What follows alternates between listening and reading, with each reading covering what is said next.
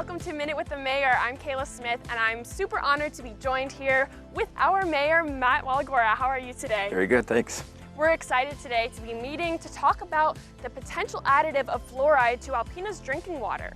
I wanted to ask you how that is impacting Alpena residents. Fluoride in the water, from what we've been able to gather, and we're still trying to gather as much information from the past as we can, but I believe that we've been adding fluoride to the water since sometime in the 50s, mid to late 50s. So, you know, there were studies back then as far as you know, advancement in how it helps prevent tooth decay in young residents.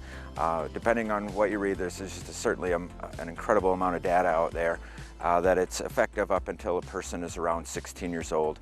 And so ever since then, the government regulates how, if you're going to do it, this is the amount that you should put in at parts per million. And so they've adjusted that a couple of times over the years, and now it's really come to light because it's getting harder and harder to get the product itself. And so it's getting harder to get it, and it's getting more expensive. And so now it's been put on the table twice now as to whether we should continue to try and find the fluoride or different types of it, which may cost to have upgrades done in the water plant, or should we just cease it altogether? And several communities have been ceasing doing it, and it's global. This isn't an Alpena or even a Michigan thing. Right. It's quite big. So we've been trying to collect as much data as we can and talk to as many people as we can.